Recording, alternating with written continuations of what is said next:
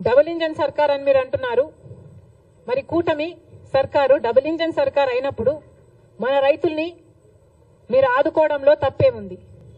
మీ మేనిఫెస్టోలో లేకపోయి ఉండొచ్చు రుణమాఫీ, కానీ మన రైతుల పరిస్థితి ఏమిటో ఒకసారి కళ్ళు తెరిచి చూడాల్సిన అవసరం ఉంది. నిజంగానే మన రైతులు చితికిపోయి ఉన్నారు.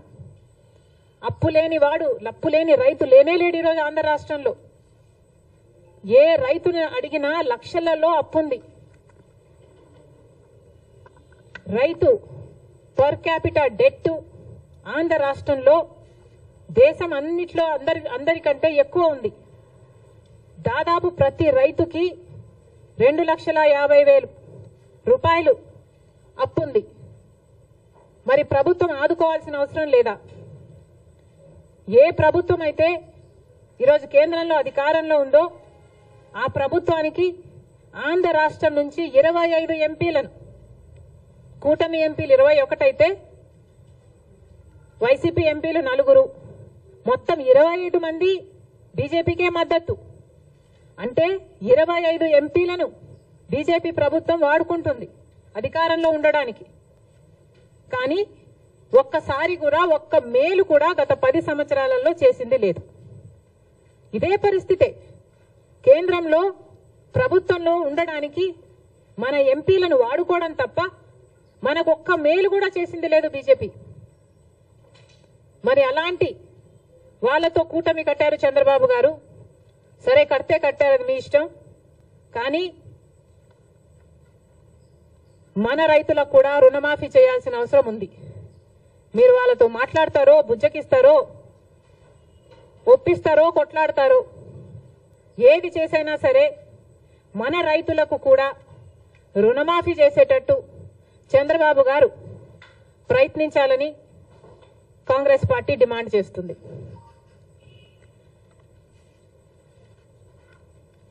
ఇప్పుడు కేంద్రంలో బడ్జెట్ ప్రవేశపెట్టబోతున్నారు. బీజేపీ పార్టీ బడ్జెట్ ప్రవేశపెట్టబోతుంది. మరి కేంద్రంలో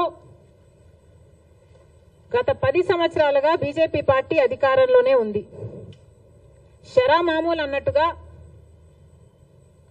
వాళ్ళు ప్రతి సంవత్సరము బడ్జెట్ ప్రవేశపెడుతున్నారు. ఆంధ్ర రాష్ట్రానికి మోసం చేస్తున్నారు. ఒక్క మేలు కూడా ప్రకటించడం లేదు.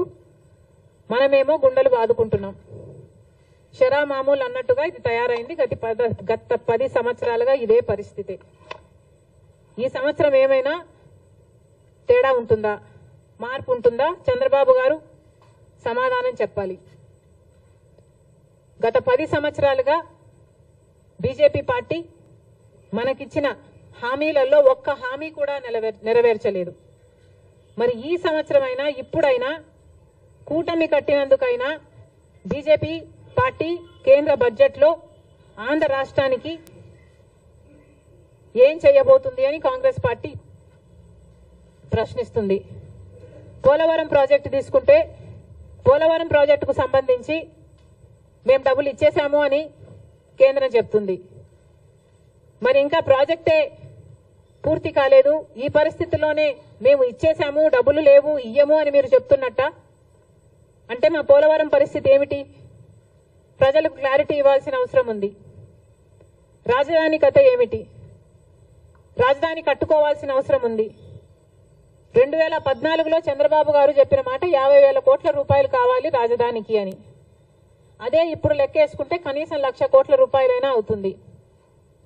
మరి ఆ లెక్కన మన రాజధాని, మా రాజధాని ఎప్పుడు అవుతుందో, బీజేపీ పార్టీ మీరు డబ్బులు ఎప్పుడు ఇస్తారో కూటమి కట్టినందుకు చంద్రబాబు గారు, బీజేపీ పార్టీ కలిసి సమాధానం ఇవ్వాల్సిన అవసరం ఉంది. వైజాగ్ స్టీల్కు సంబంధించి గత ప్రభుత్వం, వైసీపీ ప్రభుత్వం అయితే మాకేమి సంబంధమే లేదు, ప్రైవేటైజ్ అయితే అయిపోనియండి అన్నట్టుగా వ్యవహరించారు. అసలు మా దగ్గర డబ్బులు లేవు అని ఎలక్షన్ క్యాంపెయిన్ లో జగన్మోహన్ రెడ్డి గారి దగ్గరికి వెళ్లి అడిగితే ఆయన అన్నారంట, అవునా నష్టాలలో ఉందా అని ఆశ్చర్యపోయాడట. అలాంటి ప్రభుత్వం నుంచి ఇప్పుడు కూటమి ప్రభుత్వం వైజాగ్ స్టీల్ గురించి కొంతమంది ప్రైవేటైజ్ అవుతుందని కాదని అధికారంలో ఉన్న వాళ్ళే చెప్పి కన్ఫ్యూజ్ చేయగా నిన్న ఇంకొక మంత్రి ప్రైవేటైజ్ చేయబోము అన్నారు. మంచిది సార్, ప్రైవేటైజ్ చేయడానికి వీలు కూడా లేదు, మేమెవరం ఒప్పుకోము. ప్రైవేటైజ్ చేయకపోయినా విశాఖ స్టీల్కు సంబంధించిన క్యాప్టివ్ మైన్స్ సంగతి ఏమిటి? క్యాప్టివ్ మైన్స్ ఏర్పాటు చేయాల్సిన అవసరం ఉంది. విశాఖ స్టీల్స్ నష్టాలలో నడుస్తుంది, కనీసం జీతాలు కూడా ఇచ్చుకోలేని పరిస్థితిలో వాళ్ళు ఉన్నారు. ఎప్పటికప్పుడు డబ్బులు కావాల్సి వచ్చినప్పుడల్లా వాళ్ళ భూమి అమ్ముకొని మరి వాళ్ళ జీతాలు ఇచ్చుకోవాల్సిన పరిస్థితికి అన్ని ప్రభుత్వాలు కలిసి వాళ్ళను దిగజార్చాయి. మరి ఇప్పటికైనా ఈ బడ్జెట్లోనైనా బీజేపీ విశాఖ స్టీల్ ను ఆదుకుంటుందా? మన రాష్ట్రానికే కాదు దేశానికే గర్వకారణం విశాఖ స్టీల్. దయచేసి ఆదుకోవాలని చంద్రబాబు గారిని డిమాండ్ చేస్తున్నాం. ఈ బడ్జెట్లోనైనా బీజేపీతో ఆదుకునేలా చేయాలని చంద్రబాబు గారిని డిమాండ్ చేస్తున్నాం. ఇంకో పక్క విశాఖ రైల్వే జోన్ కి భూములు ఇవ్వలేదని ఒకసారి బీజేపీ అంటే, భూములు ఇచ్చామని వైసీపీ అంటే, ఇలా ఒకరి మీద ఒకరు టెన్నిస్ బాల్ అన్నట్టు ఇటు నుంచి అటు అటు నుంచి ఇటు ఆడుకున్నారు 5 సంవత్సరాలు. ఇప్పుడు చెప్పండి, వైజాగ్ జోను రైల్వే జోన్ కథ ఏమిటి? ఎప్పుడు చేస్తారు? ఎంత ఇస్తారు? మాట్లాడాల్సిన అవసరం ఉంది. ఇదే కాకుండా ఉత్తరాంధ్రకైనా రాయలసీమకైనా స్పెషల్ ఎకనామిక్ ప్యాకేజీలు సంగతి ఏమిటి? ఎంత ఇస్తున్నారు? చంద్రబాబు గారు సంవత్సరానికి 1,00,000 కోట్లు ఇస్తే మా అవసరాలన్నీ తీరుతాయి నెక్స్ట్ 5 సంవత్సరాలకి అన్నట్టుగా మాట్లాడినట్లుంది. కానీ చంద్రబాబు గారిని ప్రశ్నిస్తున్నాం, సంవత్సరానికి 1,00,000 కోట్లు అంటే 5 సంవత్సరాలకు 5 లక్షల కోట్లు ఇస్తే ఎలా సరిపోతుందో చంద్రబాబు గారు ప్రజలకు వివరించాల్సిన అవసరం ఉంది. ఎందుకంటే కాంగ్రెస్ పార్టీ విభజన రోజున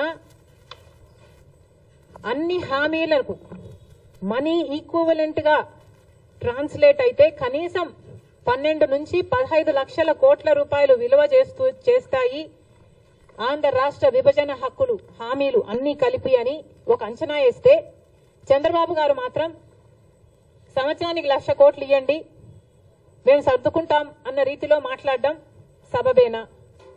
మనకు రావాల్సిన డబ్బుల్లో, మన రాష్ట్రానికి రావాల్సిన డబ్బుల్లో ఏ ఒక్క రూపాయి అయినా మనం ఎందుకు పోగొట్టుకోవాలి? చంద్రబాబు గారు, బీజేపీ సమాధానం చెప్పాలి. స్పెషల్ ఎకనామిక్ ప్యాకేజెస్ కింద మీరు ఎంత ఇస్తున్నారో క్లారిటీ ఇవ్వాల్సిన అవసరం ఉంది ఈ బడ్జెట్ లో. కడప స్టీల్ ఫ్యాక్టరీ ఇంకా మొదలే కాలేదు, ఎడారి లాగా ఉంది ఆ ప్రాంతం. మరి మీరు డబ్బులు ఇవ్వాలి. బీజేపీ పార్టీ బడ్జెట్ లో ఏం కేటాయిస్తుందో దానికి కూడా క్లారిటీ ఇవ్వాలి. బీజేపీ పార్టీ ఇవన్నీ ఆంధ్ర రాష్ట్రానికి సంబంధించిన ఇవన్నీ ఒక ఎత్తైతే, ఇక ప్రతిసారి చెట్టెక్కే బేతాళుడిలాగా ప్రత్యేక హోదా, గత 10 సంవత్సరాలుగా గొంతు చించుకొని అరిచిన ప్రత్యేక హోదా అని బీజేపీ పార్టీ పట్టించుకోవటం లేదు. ఒకప్పుడు ఇదే ప్రత్యేక హోదా కోసం చంద్రబాబు గారు బీజేపీ పార్టీని విమర్శించి మట్టి తీసుకొచ్చారు, మా నోట్లో మట్టి కొట్టిపోయారు అని వ్యతిరేకించాడు.